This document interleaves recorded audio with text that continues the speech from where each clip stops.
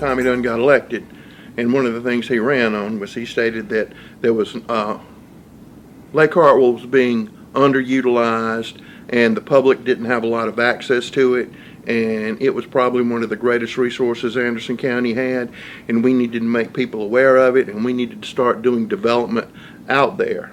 So there had been some embryonic ideas about Green Pond, so we talked to Mr. Dunn and he said, go.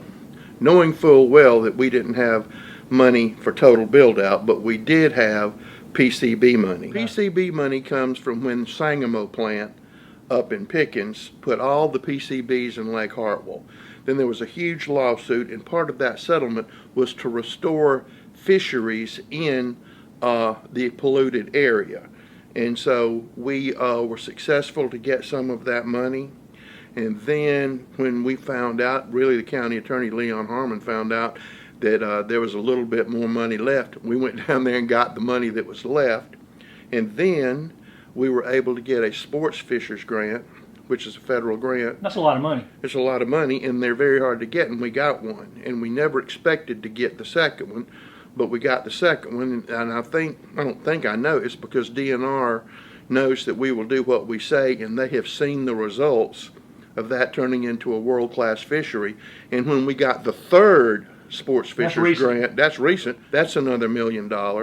And so we're going to really make the dock nicer, and we're going to put some more amenities out there, and hopefully in the winter we can begin on the amphitheater. So the evolution of Green Pond has been a slow progression, but we're doing it, and we're trying to use as much as possible other people's money. It's for all kinds of different things, and there's a lot of nice places to picnic up there. If you think about where we are right now, what are we doing to bring in tourists?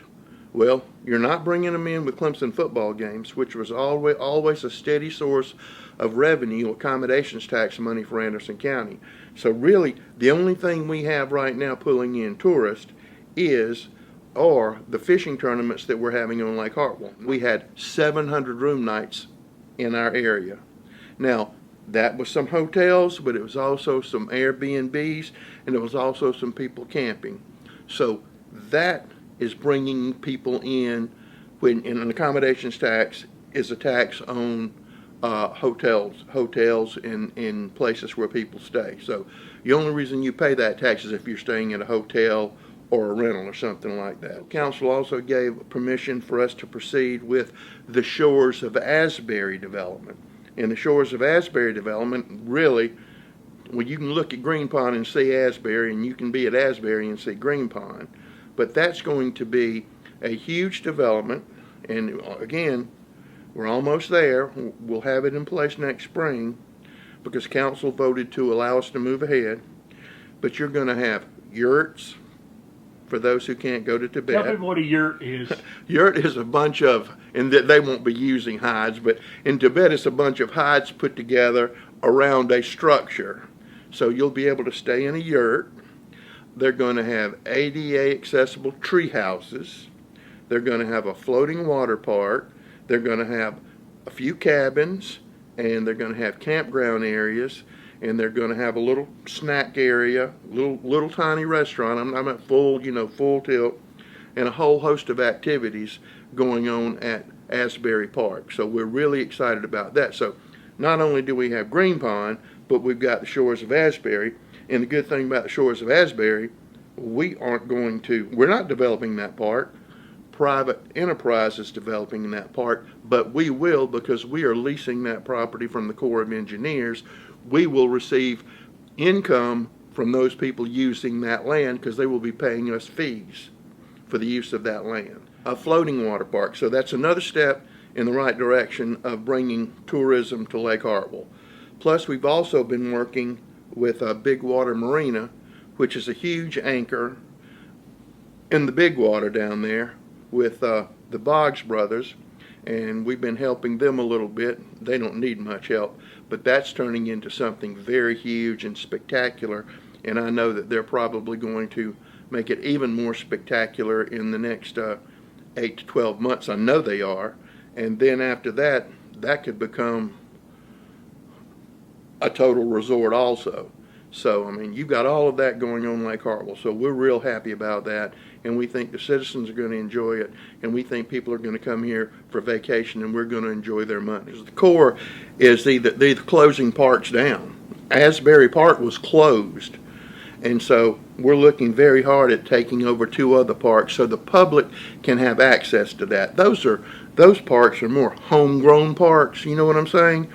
We use those parks. And we want to keep them open and we don't want them closed. So we're looking very carefully at that. And the economic impact of Green Pond has been in the $20 to $60 million. It's been millions of dollars from people coming here. The exposure has been wonderful. And, we've got some big fishing tournaments coming up here real quick. And you can have a fishing tournament out there and you can follow all COVID safety precautions. And it's just wonderful. And we just completed a lot of work out there. Increased handicapped access for people, and a whole lot of things that we've done out there. So we're always got something going there. And this grant, we want to use it real quick because we're going to make the dock even more spectacular because we've got some huge tournaments coming up and we want to be ready for those. Councilman Davis is one of his dreams. We now have that walking path beside the Saluda River, which is beautiful. And now, and maybe even today, and today is Thursday, that we have finished reviewing the bids to really have a first-class baseball, softball field at Dolly Cooper Park. And also, thanks to the generosity of Duke Energy, who gave us a $50,000 grant, we're going to be able to put another kayak launch, but it's not going to be too far from the other kayak launch. So you could actually go from one launch to the other launch and stay in Dolly Cooper. So if you just wanted to inner tube down the river, you wouldn't have to go a zillion miles and have no place to get out.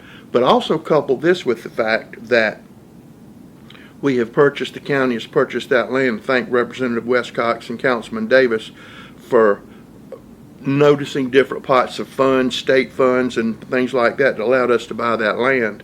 And so eventually we'll have that thing running all the way from Powdersville down to the dam at Piedmont.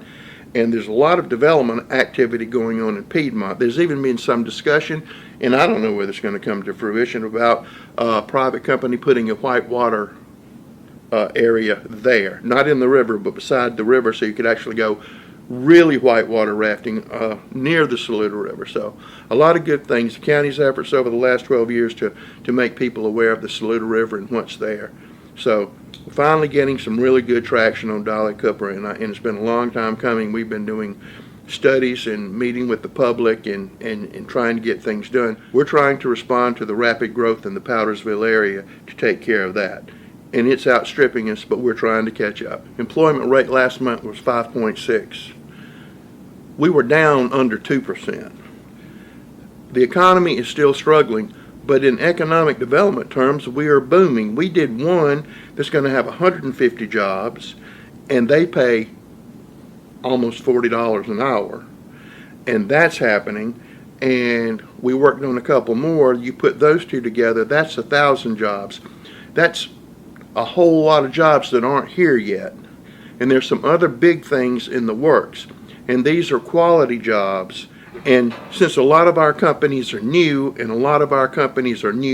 and expanding beyond their initial footprint, there's opportunity to move up. You won't be coming into a stodgy institution, we've been here. No, this is fresh, this is new. And the people are continuing to pour into Anderson County. Every human being that you can count means money to Anderson County from the federal government, from the state government. It also puts you in a different demographic situation. It gives you more power and the ability to do more things because you're not one of the weak little sisters. And so it is vitally important. And COVID has really done a number on the census. But we have worked with several groups to get into every neighborhood and to talk to people and get as much participation as we can. We're fixing to have an explosion of growth in downtown Anderson. I mean, it's a fact. As a matter of fact, some properties have already been bought. New entities are going to be moving into the downtown area. And we know that, and the developer knows that. So as this happens, it kind of changes things. Like the Meeting Place, which was an institution in Anderson, and then it was Giles before that. That property's been sold. It's not going to be a restaurant. It's going to be something else. So I mean, in the next year, downtown Anderson is going to be almost completely revamped. The county also set up satellite locations for absentee voting. It seems to attract a lot of voters. Whose idea was that? The people that were pushing it very strongly, Councilman Jimmy Davis and Representative Wes Cox, were pushing that mightily, and especially Jimmy Davis and Wes Cox because of Powdersville. And so we set up satellite stations in Powdersville, the Voter Registration Election Commission, okay? And so you're able to vote in Powdersville. They're lined up every day this week. People have been lined up to vote. And so you could vote downtown, but we also are having voting at the Civic Center. Also working with the company who's going to rent the whole space for a couple of weeks to make a new product that they have to stretch out for the Defense Department. So it is in constant use every day. We're just not having concerts and tournaments and things like that. And we also help the Election Commission by hauling the machines out for them and doing things like that. But I think it's going to go smoothly. I think they've done everything known to mankind to make it go smoothly. But I think with the number of people that are voting now, that's going to take some of the pressure off on election days. Part of the county zone, that kind of handles to a degree itself, because the people in Anderson County who decided to have their area zoned said what they wanted that area to be. And so somebody can come in and make a request to change that, but that doesn't mean it's going to happen. But what you're seeing is extreme pressure in the Powdersville area that is outstripping the capacity of the volunteer fire departments and the schools and all of those services up there, because people are coming in, they're flocking in like mad. So one of the things that council's already done is given the Planning Commission the tools to, hey, when you come in to do a project, you have sewer check. Did you do this? Did you do this? Did you do this? And you can check on that. And then the staff will say, yes, they meet all the criteria. But council added another layer where the planning commissioners could say, yes, you did all this, but no, it doesn't fit the community. It doesn't. People in Powdersville said we'd still like to retain what we have of a rural area. So that's what the struggle is. And we knew the struggle was coming. And with Clemson, essentially the city of Clemson officially saying, we don't want anything else. There's no room for anything else. So that pressure is now coming towards Pendleton area, and it's going to come all the way down 85. I mean, you've got people looking to develop the old Sally Rose house, the Abney house right there. That's active right now as we speak. New housing development right above the development that's already there. You just got people running around everywhere.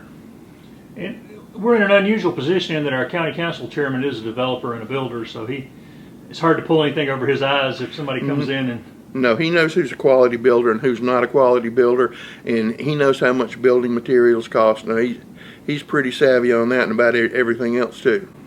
I know I ask you this every month, but I know COVID delayed it, but what about the sewer project with Pendleton and Clemson that we've been working on? Oh, as a matter of fact, we talked about that today. We're trying to work out some differences between Clemson and Pendleton and Anderson County, and I think we're pretty close to all coming into an agreement on who's what's territory and who's this.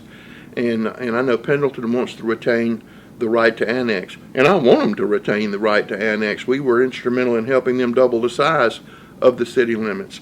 So those are the things that we're working through. It's not anything, it's the thing that makes more sense than anything else in the world for us to do that. And it's key to Pendleton's growth to be able to have that capacity. And that growth is coming. That growth is coming. Paws is doing good, and if you ride out by there right beside Paws, you will see a whole lot of dirt being moved thanks to a certain foundation who always wants to remain nameless.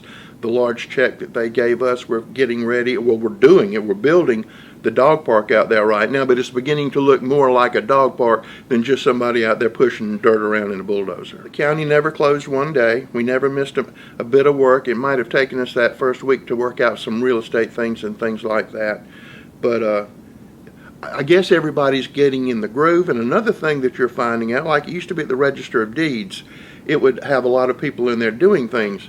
But because we learned how to do this, they learned how to do it. A lot of them are doing it remotely now, so the actual physical traffic isn't there. A whole lot of people are doing meetings by different methods, and a whole lot of people are doing different activities remotely that they didn't do in the past. So I think that trend will continue.